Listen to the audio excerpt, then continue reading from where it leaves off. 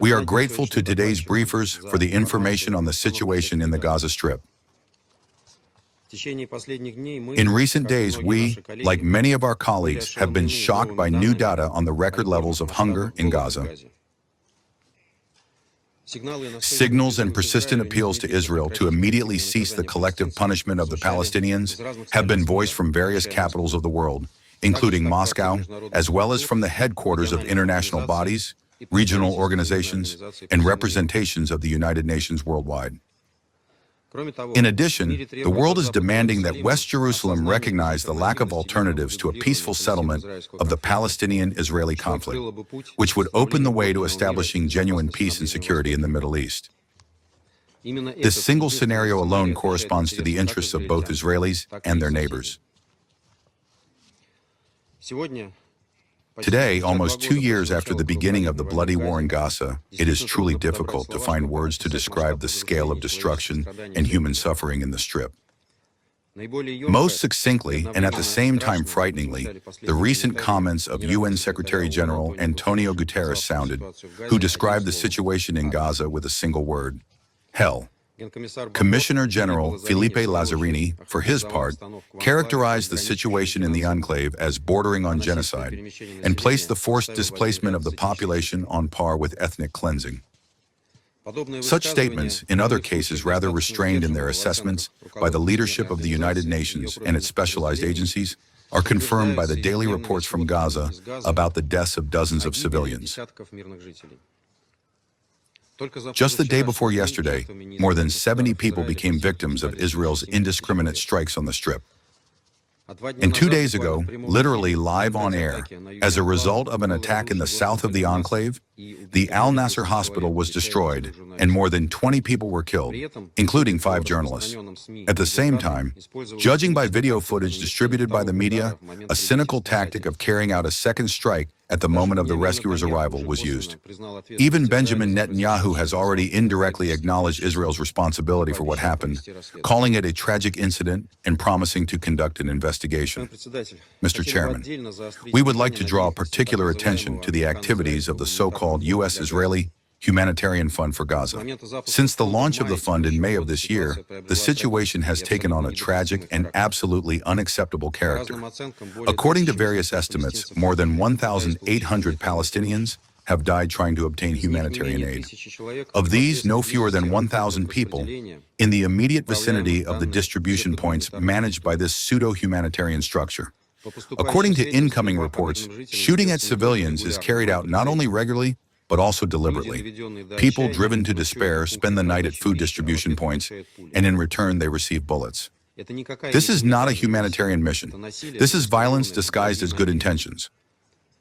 Under the cover of so-called humanitarian activity, a policy of intimidation and suppression is being carried out, directed against the defenseless civilian population. Such methods are unacceptable. We have no doubt that the work of the fund in its current form is dangerous and does not correspond to universally recognized humanitarian principles, and it is pointless to deny this.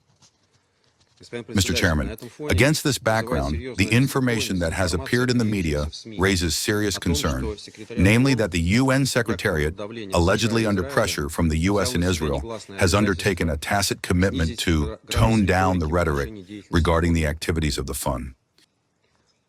Be that as it may, we note that since August, UN humanitarian reports have in fact ceased to mention the work of this structure. We hope that these claims do not correspond to reality. We are convinced that the UN Secretariat cannot and must not compromise on principles when humanitarian assistance is turned into an instrument of blackmail. We expect that the Secretary General and the UN humanitarian branch will consistently and uncompromisingly advocate for humanitarian assistance to be provided in strict accordance with the norms of international humanitarian law and the principles of humanity, impartiality, neutrality, and independence. Mr. Chairman, the monstrous statistics of victims of the Israeli military operation in Gaza, with more than 63,000 Palestinians already listed as dead, do not stop the government of Benjamin Netanyahu, which has set a course for the clearance of the densely populated city of Gaza and the establishment of total control over the entire Strip. Neither does the opinion of the overwhelming majority of the international community sober up West Jerusalem. We would like to recall that on August 10th, during an emergency meeting of the Security Council, practically all delegations, including on behalf of the Arab Muslim world, condemned Israel's new escalatory steps, emphasizing the greatly increased security risks, not only for the residents of Gaza, but also for the Israeli hostages held there. It is also striking that the IDF operation to seize Gaza was launched against the backdrop of reports of Hamas consent to the latest proposal from mediators on the release of part of the hostages and a temporary ceasefire. We are closely following the mediation diplomacy, including the efforts of Washington. Frankly speaking, we see some discrepancies in the assessments of the course of the negotiations. From our American colleagues, we keep hearing that it was Hamas that rejected the deal. At the very least, this is what the U.S. delegation has been trying to convince the Security Council of over the past several months. At the same time, there are signals that it is moving towards a deal, while Israel either rejects the mediators' proposals or simply escalates military actions on the ground without showing genuine interest in reaching agreements. The latter was publicly stated yesterday by the Ministry of Foreign Affairs of Qatar, which, along with the United States and Egypt, participates in the negotiation process. We have been hearing about American aggressive diplomacy on the ground for many months, but as we once again regretfully ascertain, it is not producing encouraging results.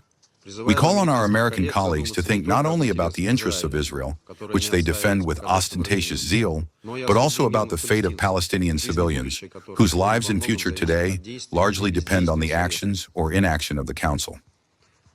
Mr. Chairman, only multilateral diplomacy, which we strongly urge our American colleagues to join, can and must give a chance for the survival of the two-state formula.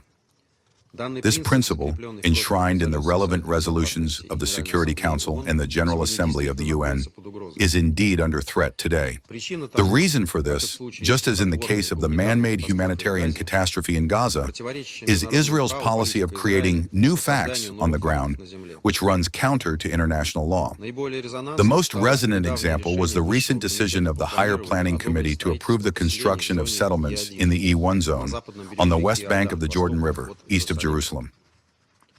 We all understand that the implementation of this large-scale expansionist project will violate the continuous territorial integrity of the future Palestinian state, dividing the West Bank into two enclaves isolated from each other.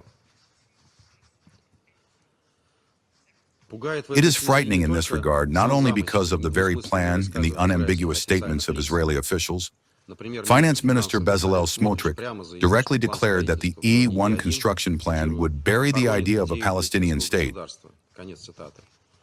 but also because such provocative steps enjoy the support of certain high-ranking American diplomats. Thus, U.S. Ambassador to Israel, Mr. Mike Huckabee, stated that the E1 development allegedly does not violate international law.